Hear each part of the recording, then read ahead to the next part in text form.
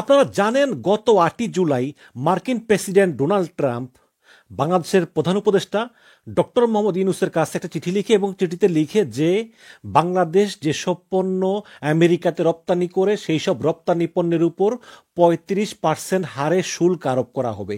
এবং কয়েক মাস আগে যখন মার্কিন প্রেসিডেন্ট ডোনাল্ড ট্রাম্প বাংলাদেশের উপর 37% হারে শুল্ক আরোপের ঘোষণা দিয়েছিলেন, তার চেয়ে এটা কিছুটা কম হলেও তারপরেও এটা কিন্তু বাংলাদেশের জন্য আশাপ্রদ নয় এবং এটার হার স্টিল অনেক বেশি। এবং এই চিঠি পাওয়ার পরপরই বাণিজ্য উপদেষ্টা শেখ বশির উদ্দিন তিনি আমেরিকার সঙ্গে একটি নতুন বাণিজ্য চুক্তি করার উদ্দেশ্যে তিনি মার্কিন যুক্তরাষ্ট্রে রওনা হয়েছিলেন এবং সেইখানে পরপর 2 দফা আলোচনা করেছেন। এবং এই 2 দফা আলোচনার পরে 3য় দফার আলোচনার প্রস্তুতি নেওয়ার জন্য তিনি বাংলাদেশে আজকেই এলেন এবং এসে তিনি সংবাদ সম্মেলন করলেন এবং সংবাদ সম্মেলনে তিনি বললেন যে তাদের সঙ্গে মার্কিন যুক্তরাষ্ট্রের যে 2 দফা আলোচনা হয়েছে, এই আলোচনা খুবই ফলপ্রসূ হয়েছে, খুবই এনগেজিং ছিল। প্রায় 35 জন লোকের সঙ্গে বৈঠক হয়েছে এবং মার্কিন বাণিজ্য মন্ত্রীর সঙ্গে একটি বাইলেটারাল মিটিংও হয়েছে এবং তিনি আশাবাদী যে আমেরিকার সঙ্গে বাংলাদেশের একটা ভালো বাণিজ্য চুক্তি হবে। এবং 3য় এবং সর্বশেষ আলোচনার জন্য প্রস্তুতি নিতে তিনি ঢাকা এসেছেন। ভালো কথা। এবং এই সংবাদ সম্মেলনে তিনি একটা কথা বলেছেন, সেটা হচ্ছে এই বাণিজ্য চুক্তি আলোচনায় আমেরিকা কি চেয়েছে তা প্রকাশ করা সম্ভব নয়, তা প্রকাশ করা যাবে না। আমি একটু ভিডিওটা আপনাদেরকে দেখাই। এবং আমরা আপনাকে প্রথমেই বলেছি, আপনার নন ডিসক্লোজার এগ্রিমেন্ট যেটা একটা চুক্তি, এই চুক্তি যখন আপনি স্বাক্ষর করবেন তখন আপনি একটা প্রতিশ্রুতি বা প্রতিজ্ঞা করছেন যে এই বিষয়ে আপনি কথা বলবেন না। আপনি কি চান যে আপনার দেশ সেই চুক্তি ভঙ্গ করুক? তাহলে এখন প্রশ্ন হচ্ছে যে আমেরিকা কি এমন চায় এই বাণিজ্য চুক্তি সম্পাদন করার জন্য যেটা বাণিজ্য উপদেষ্টা শেখ বশির উদ্দিন প্রকাশ করতে পারতেছেন না? তার মানে কি আমেরিকা এমন কিছু চায় যেটা নিরাপত্তাজনিত বিষয়ের সঙ্গে জড়িত? এবং এই প্রশ্ন করা হয়েছিল শেখ বশির উদ্দিনকে, তিনি কিন্তু এটা অস্বীকার করেছেন। আমরা দেখি ভিডিওটা একবার। নিরাপত্তা চাই বলতে আমি বুঝতে পারি না। এইটাকে ওইভাবে বলার মতন না। আসলে বিষয়টা হলো এটা বাণিজ্য ট্রেড এগ্রিমেন্ট, এটার ভিতরে নিরাপত্তা চাইবে এটা এরকম কিছু নাই। নিরাপত্তা একটা ইস্যু, এটাকে না, এটা এই যে নিরাপত্তা কি ইস্যু আমি বুঝলাম না। সাংবাদিকরা প্রশ্ন করেছিলেন বাণিজ্য উপদেষ্টা শেখ বশিরউদ্দিন আহমেদকে যে আমেরিকা নিরাপত্তা বিষয়ক কোনো কথাবার্তা উঠিয়েছে কিনা। তখন শেখ বশিরউদ্দিন আহমেদ বলেছেন যে আমি আসলে নিরাপত্তা কি জিনিস বুঝলাম না। তার মানে তিনি না বুঝার ভান করেছেন। কিন্তু তিনি না বুঝার ভান করলেও তার 2 দিন আগে এই নিরাপত্তার বিষয়টি প্রকাশ করে দিয়েছেন জ্বালানি উপদেষ্টা ফয়জুল কবির খান। এই ফয়জুল কবির খান তিনি একটি সংবাদ সম্মেলন করেছেন, আমি দ্য বাংলা স্ট্যান্ডার্ড থেকে পড়ে শোনাচ্ছি। সেই সংবাদ সম্মেলনে তিনি বলেছেন যে আমেরিকা বাংলাদেশের সঙ্গে ফ্রেমওয়ার্ক চুক্তি চাচ্ছে, সেখানে তাদের নিরাপত্তা সহ বিভিন্ন বিষয় আছে। বিদ্যুৎ, জ্বালানি এবং খনিজ সম্পদ উপদেষ্টা মোহাম্মদ ফায়াজুল কবির খান বলেছেন যে আমেরিকা বাংলাদেশের সঙ্গে প্রথমে একটি ফ্রেমওয়ার্ক চুক্তি চাচ্ছে যেখানে তাদের নিরাপত্তা সহ বিভিন্ন বিষয় রয়েছে। মনে রাখবেন, নিরাপত্তা সহ বিভিন্ন বিষয় রয়েছে। তার মানে এটা কিন্তু শুধু একটি শুল্ক চুক্তি না, এটা শুধুমাত্র বাণিজ্য চুক্তি না, এটা একটা ফ্রেমওয়ার্ক চুক্তি যেখানে বাণিজ্য থাকবে, নিরাপত্তা থাকবে, পাশাপাশি ভূরাজনৈতিক বিষয়ও থাকবে। এবং তিনি বলেছেন যে এই বিষয়ে গত কয়েকদিনে আমেরিকা এবং বাংলাদেশের মধ্যে যে আলোচনা হয়েছে তাতে উল্লেখযোগ্য অগ্রগতি হয়েছে। ফয়জুল কবির খান আরও বলেন যে আমেরিকার কিছু কৌশলগত বিষয় রয়েছে, তার মধ্যে নিরাপত্তা এবং ব্যবসা বাণিজ্য ইত্যাদি অন্তর্ভুক্ত। তার মানে এখানে ফয়জুল কবির খান বলতেছেন যে শুধু বাণিজ্য চুক্তিই না, তার একটা ফ্রেমওয়ার্কের আওতায় সেখানে বাণিজ্য, নিরাপত্তা সব বিভিন্ন বিষয় নিয়ে চাওয়া পাওয়া নেগোসিয়েশন থাকবে। এবং আমরা যতটুকু জানি যে বাণিজ্য উপদেষ্টা শেখ বশির উদ্দিন তিনি আসলে আমেরিকাতে গিয়েছিলেন পুরো বাণিজ্য ডিলটা সম্পাদন করে তারপর তিনি আসবেন, আমরা এরকমই জানি। কিন্তু আমেরিকার সঙ্গে 3 দফা আলোচনার 2 দফা শেষ করেই বাণিজ্য উপদেষ্টা সরাসরি চলে এলেন বাংলাদেশে। এবং আমেরিকাতে যখন 2 দফা আলোচনা চলতেছিল তখন কিন্তু ভার্চুয়ালি ওই আলোচনায় বাংলাদেশ থেকে যুক্ত ছিলেন নিরাপত্তা উপদেষ্টা ডক্টর খলিলুর রহমান। ডক্টর খলিলুর রহমান হচ্ছে নিরাপত্তা উপদেষ্টা, তার কেন ওই বাণিজ্য চুক্তির মিটিংয়ে ভার্চুয়ালি উপস্থিত থাকা লাগবে? তিনি ছিলেন। এবং এই 2 দফা আলোচনার পরে শেখ বশিরউদ্দিন তিনি বাংলাদেশে ফিরে এসে সাংবাদিকদেরকে বলেন যে তৃতীয় দফা আলোচনার প্রস্তুতি নিতে আমি বাংলাদেশে এসেছি। তার মানে 2 দফা আলোচনায় আমেরিকা কি এমন কিছু চেয়েছে যে সেই ব্যাপারে আলোচনা করতেই সরাসরি ফেস টু ফেস তিনি চলে এসেছেন বাংলাদেশে এবং তিনি সেখানে প্রফেসর ইউনূসের সঙ্গে আলোচনা করবেন? আমরা জানি না, কিন্তু এটা যথেষ্ট কারণ রয়েছে দর্শক, এবং আমি সে ব্যাপারেই ব্যাখ্যা করব। আপনারা ইদানিং খেয়াল করবেন চীনা রাষ্ট্রদূত ইয়া ওয়েন তিনি কিন্তু খুবই দরহমরহম করতেছে বাংলাদেশের সবগুলো রাজনৈতিক দলের সঙ্গে, আওয়ামী লীগ বাদে। বিএনপি, এনসিপি, জামায়াত, চরমোনাই, এমনকি যেসব দলের সামান্যতম জনপ্রিয়তা আছে তাদের সঙ্গেই এই চীনা রাষ্ট্রদূতের দহরম সম্পর্ক দেখা যাচ্ছে। এবং চীন বাংলাদেশের বিভিন্ন রাজনৈতিক দলকে ক্ষণে ক্ষণে চায়না যাওয়ার আমন্ত্রণ জানাচ্ছেন এবং সেখানে ব্যাপক আদর আপ্যায়ন করতেছেন। কেন এটা করতেছেন? দর্শক, বিনা স্বার্থে কেউ কোনো কিছু করে না। কারণ একটাই, সেটা হচ্ছে এই বাংলাদেশের উপর থেকে আমেরিকা এবং ভারতের প্রভাব ঠেকিয়ে দেওয়া, যাতে আমেরিকা এবং ভারত এই বাংলাদেশে প্রভাব বিস্তার করতে না পারে। স্পেশালি আমেরিকা, তারা যেন প্রভাব বিস্তার করতে না পারে। তাহলে প্রশ্ন হচ্ছে যে হঠাৎ কেন চীন এত বেকুল হয়ে গেল যে তারা ঘন ঘন, আমার তো মনে হয় বিএনপি এই কয়েকবার গেল চায়নাতে, হাসিনা পালিয়ে যাওয়ার পরে বিএনপি কয়েকবার গেল চায়নাতে, জামাত ইসলাম গেল, এবং বিভিন্ন রাজনৈতিক দলের নেতারা ঘন ঘন চীন সফর করতেছেন। তার কারণ একটাই, চীন বাংলাদেশে প্রভাব বিস্তার করতে চায়। এবং সাম্প্রতিক সময়ে চীন, বাংলাদেশ, পাকিস্তান একটা জোট করেছে এবং এই জোট বিভিন্ন বিষয়ে সহযোগিতা করার আশ্বাস দিয়েছে। এবং এই আশ্বাসের কারণে ভারতের কিন্তু চরম একটা মাথা ব্যথা হয়ে দাঁড়িয়েছে। আমি একদম শেষে আলোচনা করব যে আসলে এই বাংলাদেশ, পাকিস্তান এবং চীন একটা জোট হওয়াতে ভারত কতটুকু বিপদের ভিতরে আছে বলে তারা মনে করতেছে। বাট তার আগে যেটা আমি বললাম যে চায়না কেন এত ভয় পায়, কেন চায়না মনে করতেছে যে এই অঞ্চলে আসলে আমেরিকা তার ফুটপ্রিন্ট বাড়াতে চায়? আপনাদের খেয়াল আছে গত 30শে জুন হঠাৎ করে মার্কিন পররাষ্ট্রমন্ত্রী মার্কো রুবিও ফোন করলেন ইউনূসকে, এবং সেই ফোন করে প্রায় 15 মিনিট তারা একান্তে কথা বলেন। মানে মার্কিন পররাষ্ট্রমন্ত্রী মার্কো রুবিওর সঙ্গে ডক্টর ইউনূস 15 মিনিট কথা বলেন, এবং কি বিষয়ে কথা বলেন তা কিন্তু বাংলাদেশ সরকারের পক্ষ থেকে কিছুই বলা হয়নি। প্রেস সচিব শফিকুল আলম বলেছেন শুধু কথা হয়েছে, সম্পর্ক গভীরের কথা হয়েছে। কিন্তু মার্কিন স্টেট ডিপার্টমেন্টে প্রকাশিত প্রতিবেদন অনুযায়ী কি আলোচনা হয়েছে সেখানে উল্লেখ করা হয়েছে, আমি একটু পড়ে শোনাই প্রথম আলো থেকে।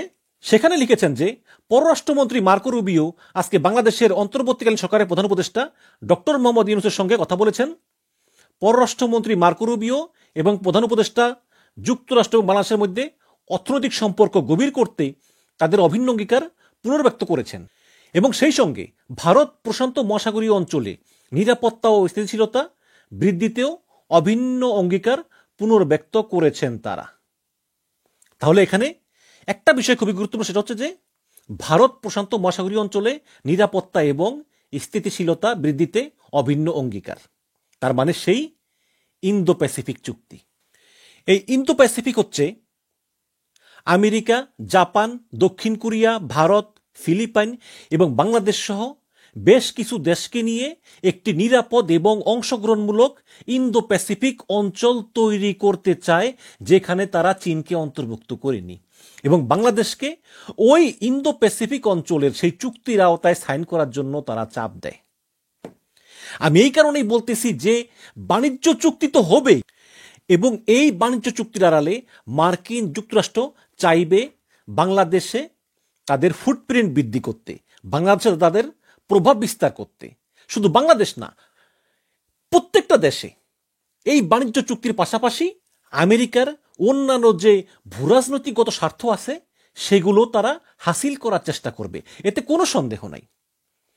কাজেই এই বাণিজ্য চুক্তির পাশাপাশি বাংলাদেশকে অবশ্যই এই ইন্দো প্যাসিফিক অঞ্চলের যে নিরাপত্তা চুক্তি, এই চুক্তিতে সাইন করার জন্য আমেরিকা বাংলাদেশকে চাপ দিচ্ছে, এতে আমার মনে কোনো সন্দেহ নেই, আমি 100% কনফার্ম। এবং শুধু কি তাই, আরও কিন্তু বিষয় আছে। মিয়ানমারে মানবিক করিডোর, এটা আমরা প্রথম জানতে পারি পররাষ্ট্র উপদেষ্টা তৌহিদ হোসেনের কাছ থেকে। পররাষ্ট্র উপদেষ্টা বলেন যে আমেরিকা বাংলাদেশের ভিতর দিয়ে একটা মানবিক করিডোর চায়, যাতে তারা রাখাইন অঞ্চলে যে তীব্র খাদ্য সংকট চলতেছে সেখানে মানবিক সহায়তা দিতে পারে। এবং এরপরই আমরা দেখলাম যে বাংলাদেশের যে রাজনৈতিক দলগুলো, বিশেষ করে বিএনপি, জামাত, তারা প্রতিবাদ জানালো এবং তারা বলতেছে যে একটি অন্তর্বর্তীকালীন সরকার এই ধরনের মানবিক করিডোর দেওয়ার সিদ্ধান্ত নেওয়ার আগে অবশ্যই উচিত ছিল বড় বড় রাজনৈতিক দলগুলোর সঙ্গে আলোচনা করা, কারণ এটি একটি বিশাল জাতীয় নিরাপত্তার ইস্যু হয়ে উঠতে পারে। বিশেষ করে যেখানে মিয়ানমার সরকার বলতেছে আমাদের সাহায্যের দরকার নাই, এবং ওই রাখাইন অঞ্চল দখল করা আরাকান আর্মি তারাও বলতেছে আমাদের সাহায্যের দরকার নাই। তাহলে আমেরিকা সেখানে কোন মানবিক করিডোর খুলতে চায় যেখানে খাবার দাবার দেওয়ার জন্য? এটা একটা জাতীয় নিরাপত্তা ইস্যু, এটার জন্য বিশাল ডিসকাশন দরকার। এবং সেনাবাহিনীর প্রধান জেনারেল ওয়াকারুজ্জামানও তিনি একটা সেনা সম্মেলনে বলেছেন যে একমাত্র নির্বাচিত সরকারেরই উচিত এই ধরনের সিদ্ধান্ত নেওয়া, অন্তর্বর্তীকালীন সরকারের নয়। এবং এরপরই নিরাপত্তা উপদেষ্টা খলিলুর রহমান বললেন, মানবিক করিডোর নিয়ে আমেরিকা বাংলাদেশ সরকারের কারোর সঙ্গে কোনো কথা বলেনি এবং বলবেও না, তবে বাংলাদেশের ভেতর দিয়ে ত্রাণ সরবরাহের একটি চ্যানেল বা পাথওয়ে তৈরির জাতিসংঘের প্রস্তাব বাংলাদেশ বিবেচনা করতেছে। সেখানে খাদ্য বস্ত্রের পাশাপাশি নগদ টাকা এবং অস্ত্রে চালানো ঢোকে। এবং অনেকেই মনে করতেছেন যে আমেরিকা চায় বাংলাদেশে একটি বড় ঘাঁটি না হলেও একটা ছোট ঘাঁটি করে মিয়ানমারকে কয়েকটা ভাগ করে দেওয়া এবং এই রাখাইন অঞ্চলটা একটা ভিন্ন একটা দেশ তৈরি করে সেখানে রোহিঙ্গাদেরকে ফেরত নিয়ে যাওয়া। এক্ষেত্রে আমেরিকার উদ্দেশ্য মত কোনো সন্দেহ নাই যে যদি এই বাংলাদেশে ঘাঁটি করে তারা এই রাখাইন অঞ্চলকে স্বাধীন করতে পারে এবং রোহিঙ্গাদেরকে ফিরিয়ে দিতে পারে, এটা বাংলাদেশের জন্য ভালো। কিন্তু কতটুকু ভালো? দেখুন, ওই রাখাইন অঞ্চলে কিন্তু চীনের বিশাল বিনিয়োগ আছে এবং ভারতও চায় এবং বাংলাদেশ আমেরিকাকে একটা মানবিক করিডোর দিক, কখনোই চাইবে না। দেখুন, ভারত আমেরিকা বন্ধু, কিন্তু ভারত চায় আমেরিকা ভারতের মাধ্যমে বাংলাদেশের উপর নাক গলাক, আমেরিকা ভারতের চোখ দিয়ে বাংলাদেশকে দেখুক। যখনই আমেরিকা ভারতকে পাশ কাটিয়ে সরাসরি বাংলাদেশের সঙ্গে সম্পর্ক স্থাপন করতে চাইছে, এটা কিন্তু আমেরিকা পছন্দ করতেছে না এবং এটা চীনও পছন্দ করতেছে না। এবং সেই কারণে চীন ঘন ঘন বিএনপি, জামাত সবাইকে দাওয়া দিচ্ছে, তোমরা এই অঞ্চলে আমেরিকাকে ঘাঁটি করতে দিও না। ওদিকে আবার আমেরিকাও বলতেছে যে শুধু তোমরা আমাদের কাছ থেকে আমদানি বেশি করবা, তোমরা আমেরিকান পণ্য বিনা শুল্কে দিবা, এগুলো করে তোমরা চাইবে যে তোমাদের রপ্তানি পণ্যের উপর যাতে আমরা শুল্ক কমিয়ে দেই, তা হবে না।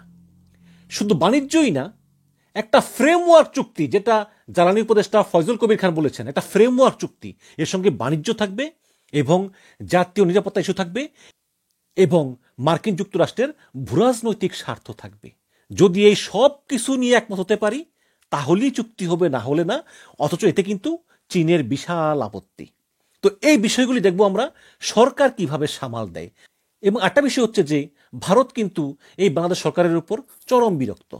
যদিও যেখানে চীন এবং আমেরিকার মতো বড় বড় দুই বিশ্ব খেলোয়াড়ের খেলা চলতেছে, সেখানে ভারত তো হচ্ছে স্রেফ ছাগলের 3 নম্বর বাচ্চা। বাট ছাগলের 3 নম্বর বাচ্চা যেমন খুব লাফায়, ভারতও তেমন লাফাচ্ছে। আমি ভারতের প্রতিরক্ষা সর্বাধিনায়ক জেনারেল অনিল চৌহানের একটা ইন্টারভিউ দেখতেছিলাম। তো তিনি সেখানে লিখেছেন যে চীন, পাকিস্তান, বাংলাদেশ, তো সেখানে এই ভারতের প্রতিরক্ষা সর্বাধিনায়ক জেনারেল অনিল চৌহান তিনি বলেছেন আর কি, যে চীন, পাকিস্তান ও বাংলাদেশ নিজেদের স্বার্থে একে অন্যের প্রতি ঝুঁকছে এবং চীন, বাংলাদেশ, পাকিস্তানের ঘনিষ্ঠতা ভারতের নিরাপত্তা এবং স্থিতিশীলতার উপরে মারাত্মক প্রভাব ফেলতে পারে। এটা তিনি গত মঙ্গলবার ভারতের চিন্তক প্রতিষ্ঠান অবজারভার রিসার্চ ফাউন্ডেশনের আয়োজিত একটা অনুষ্ঠানে এই কথাগুলো বলেন। জেনারেল চৌহান আরও বলেন যে ভারত মহাসাগরীয় অঞ্চলের দেশগুলোর অর্থনৈতিক সংকট বহিরাগত শক্তিদের প্রভাব বিস্তারের সুযোগ করে দিচ্ছে।